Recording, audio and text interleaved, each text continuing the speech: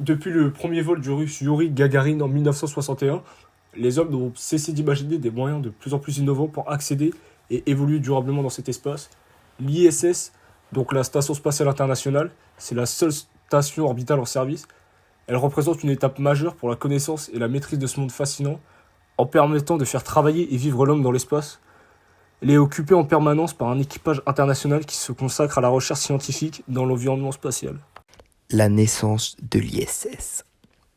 Le projet est né lors de la guerre froide et il est envisagé en premier lieu par la NASA. Cette dernière est fortement poussée par le président américain Ronald Reagan. Malheureusement, à ce moment-là, l'URSS est le pays le plus avancé en termes de découverte spatiale. Donc ça va être compliqué de produire quelque chose de mieux ou d'équivalent. En effet, l'URSS possède déjà 2 stations spatiales. Ce ne sont pas des stations spatiales à proprement parler, mais c'est ce qui s'en rapproche le plus. Dans un premier temps, nous avons le programme Salyut. Le programme Salyut est un programme principalement militaire. Puis, dans un deuxième temps, nous avons la station Mir qui a été mise en orbite en 1986, puis composée en orbite entre 1986 et 1996. Elle sera détruite le 23 mars 2001 volontairement et elle est la première station spatiale composée de plusieurs modules. Après la guerre froide, les États-Unis et la Russie décident de s'allier pour la conquête de l'espace afin de créer une station spatiale internationale. Le lancement du premier élément de l'ISS, c'est un module russe, c'est le module Zarya, et il a lieu en 1998. Un mois après, la navette américaine Unity va la rejoindre et composer à eux deux l'ISS. Mais après ces deux réussites, un module russe qui va être envoyé dans l'espace, mais c'est un essai qui est raté.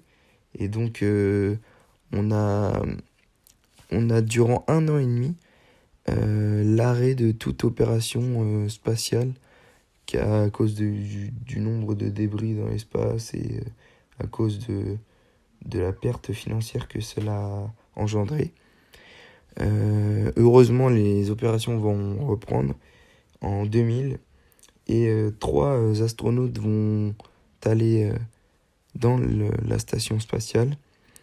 Et depuis novembre 2000, la station spatiale est toujours habitée. Malheureusement, un deuxième drame intervient en 2003, en février 2003, avec la tragédie de Columbia.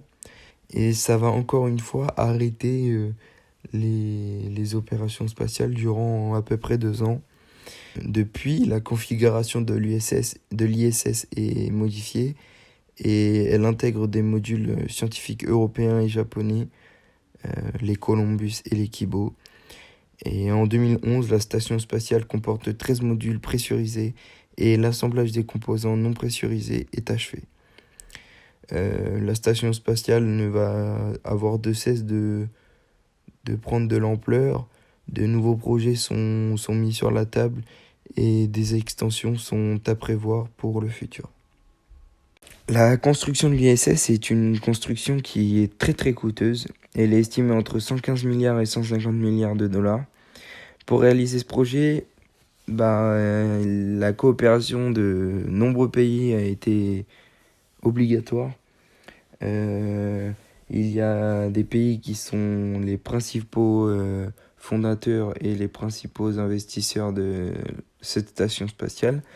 Les États-Unis, le Canada, la Russie, le Japon, le Brésil et la France, ainsi que 10 autres pays qui sont membres de l'ESA, ont tous participé, pas tous à la même échelle et pas tous avec le même degré, mais ils ont tous participé. Des scientifiques du monde entier ont dû collaborer et passer en dépassant leurs différences de culture, de langage, de manière de faire, afin de créer cette station spatiale internationale. Cela témoigne de la grande coopération internationale qui a été mise en place pour la construction de l'ISS. Après avoir vu sa naissance puis sa construction, nous allons nous intéresser maintenant à quoi sert l'ISS et qu'est-ce qu'elle est réellement. L'ISS, c'est l'unique station spatiale internationale, c'est par conséquent la plus grande. Et cette station, elle se déplace autour de la Terre, en orbite, et elle fait le tour de la planète en 90 minutes. Sa vitesse moyenne est de 27 600 km/h. C'est l'objet le plus complexe et le plus massif assemblé dans l'espace. C'est aussi évidemment le plus coûteux jamais fabriqué par l'homme. Ensuite, on peut se demander à quoi sert l'ISS, parce que dans la vie de tous les jours, on n'y voit pas forcément l'utilité. Mais en réalité, c'est un grand laboratoire scientifique dans lequel sont menées des milliers d'expériences.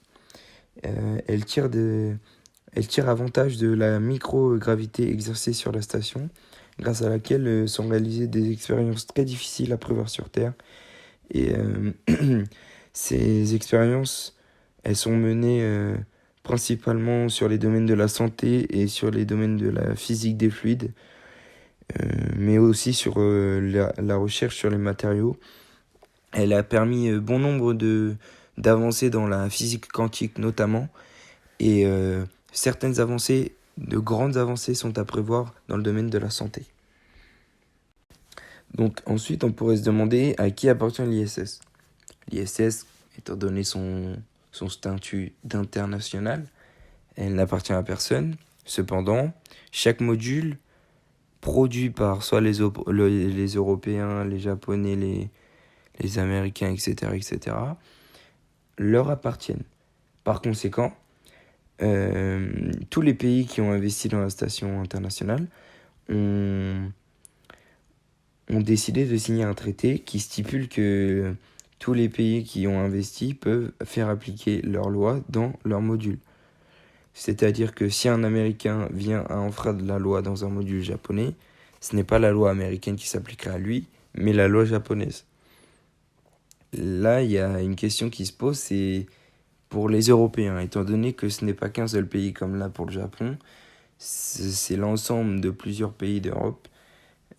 Si un crime ou un délit est commis, qu'est-ce qui se passerait réellement ? En réalité, n'importe quel pays pourrait revendiquer de juger le criminel, et par conséquent, ça pourrait entraîner de forts conflits et de fortes tensions entre les pays européens.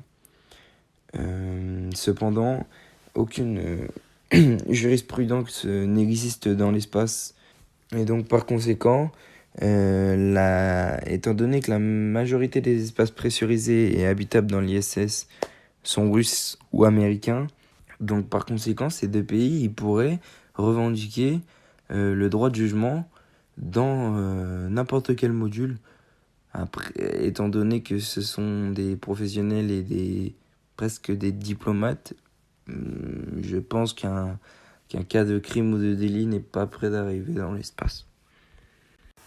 Pour conclure, on peut dire que l'ISS est une manière de collaborer à l'échelle internationale et qu'elle permet de nombreuses découvertes. Aujourd'hui, encore des spationautes se trouvent dans l'ISS. Récemment, le français Thomas Pesquet s'y est rendu, et l'ISS, c'est évidemment un élément majeur de puissance